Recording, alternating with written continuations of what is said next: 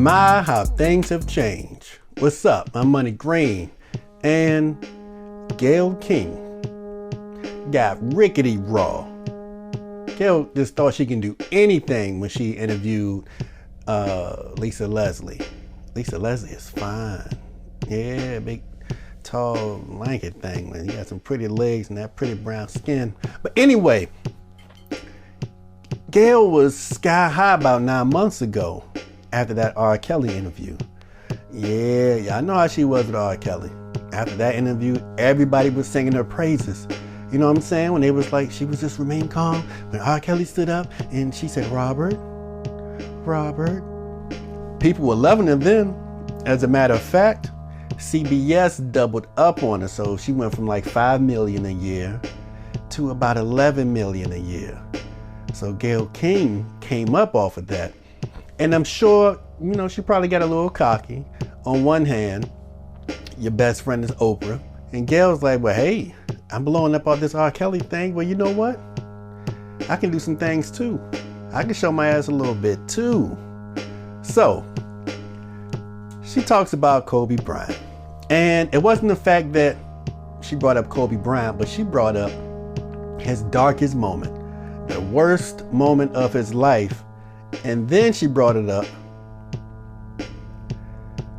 a week and a half after his passing. So he hasn't had a funeral yet. And she got into him, you know what I'm saying? She was prodding, poking Leslie. Isn't he this? Oh, you think he's that? Well, if he did do something like that, you probably wouldn't even have seen it because he wouldn't do it around you because y'all friends. So if he did abuse women or were ill-mannered towards women, he wouldn't do it in front of you. Just messing with Leslie, trying to get Leslie to say the answer that she wanted. And when she didn't get the answer she wanted, she was like, well, look, you probably don't know anyway. So why'd you ask if you don't think she knew it? Gayle and Oprah are looking like, Diamond and Silk? Silk and Diamond, those two Trump supporters? Now, you would think that Gayle would realize that you can get some backlash. You know what I'm saying? R. Kelly was, his music was loved, but, he didn't do any major good deeds. We all know that. But Kobe did a lot of good deeds.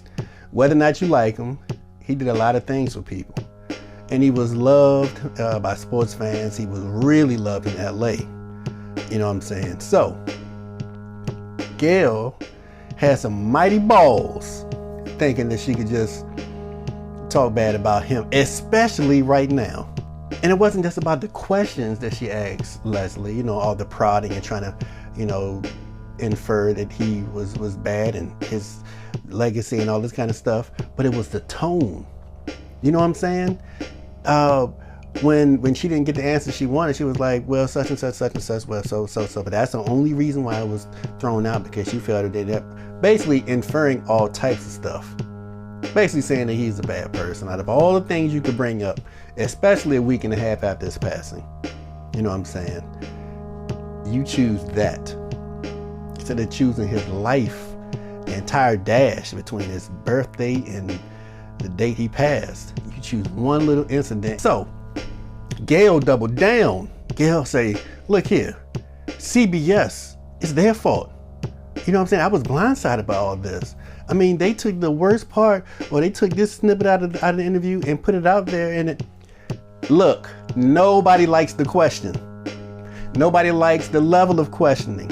Nobody likes the second and third question that came off of it. No one likes what you were inferring. No one likes your energy. No one likes your tone, period. No one cares about the rest. No one cares about the rest of the interview.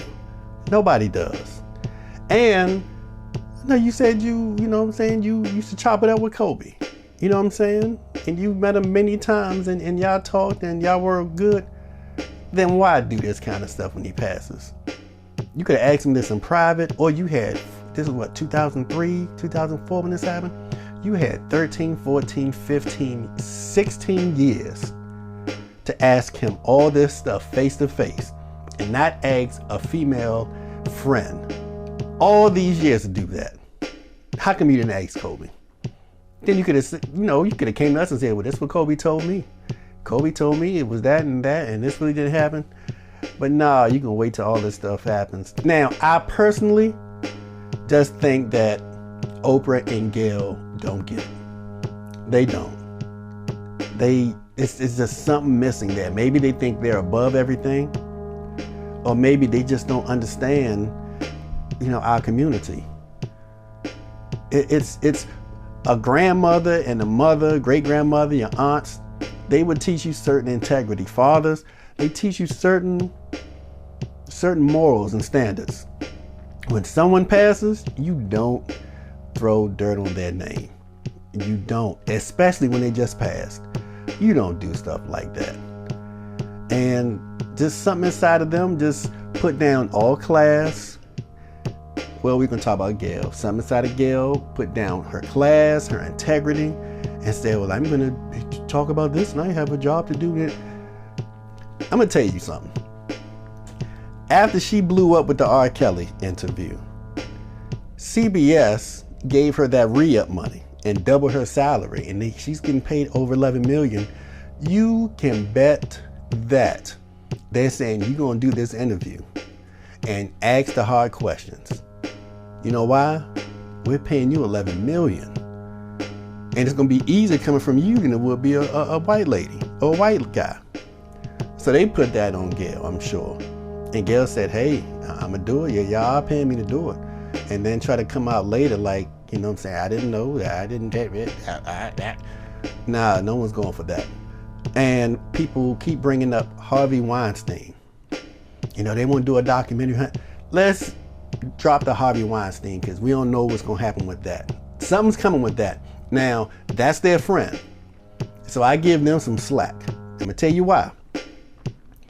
Harvey knows some Oprah secrets, and Oprah knows some Harvey secrets. They kicked it. They worked together. They were in cahoots, and they had a camaraderie with each other.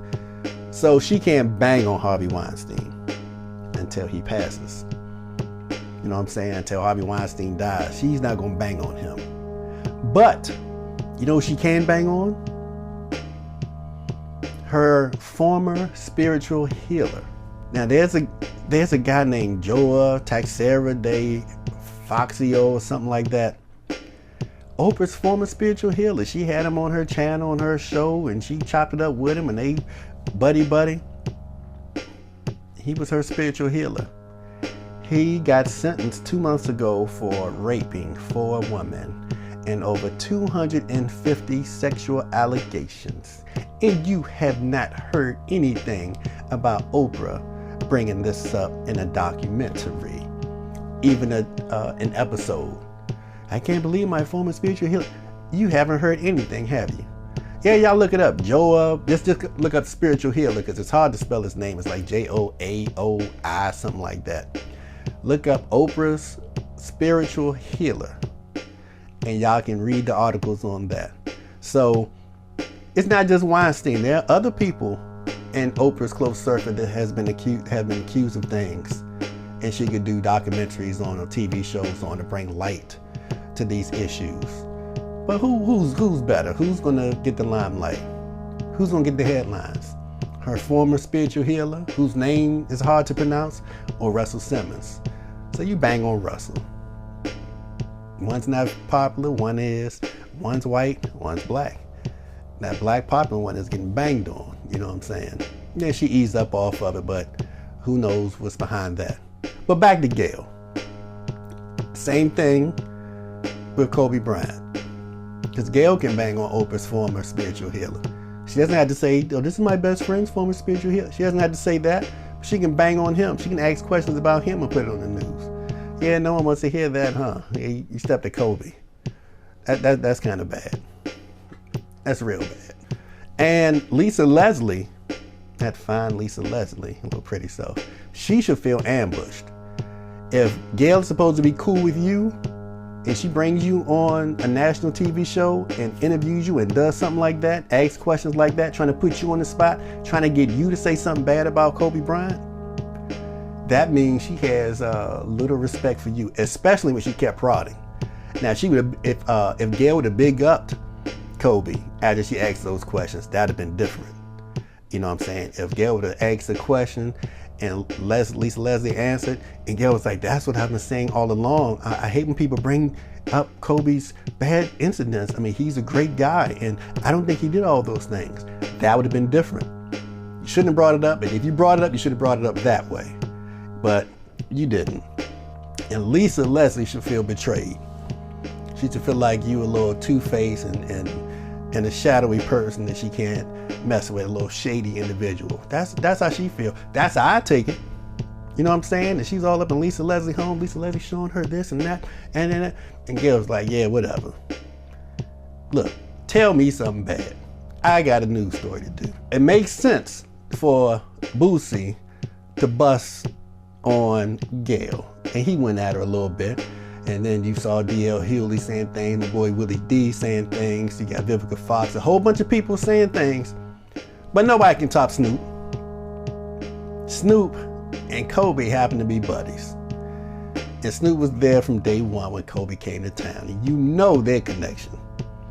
You know they were connected like whatever. Snoop down there in the front row in games, in the locker room with Kobe and all that kind of stuff. So you know it hit Snoop a little differently than it hit the average person. Snoop banged on Gale, and was he right for calling them names? A dog face, biatch, and all this kind of stuff? He didn't say biatch. I'm taking a nice route right now.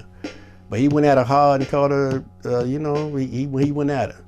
And you know that shook Gale. She's like, dang. And then all this backlash, it's deserving. It is. And I'm gonna tell you something else. She was talking about Kobe's legacy. Why she's doing that and trying to tarnish his legacy, this is gonna forever tarnish Gale's legacy. Yeah, Kobe got a little blemish on his. You know what I'm saying? These people keep trying to throw rocks at him and bring up that old stuff. He got a blemish on it. You know what I'm saying? But Gale, this is gonna be a big mark on your legacy. Whatever you do before this past week, whatever you did in the future, people would always say, remember she did that R. Kelly interview? People are gonna forget about that. That's gonna be in the back page. That front page is gonna be everything you said about Kobe Bryant and how everybody's coming down on him. That's not going away. So you had to fix it. I don't know if you can. You know, this man's wife is mourning, his kids are mourning, and you choose to bring this moment up. Now it's, it's girls and, seeing the stuff on the news and hearing all this kind of stuff that you said in that interview.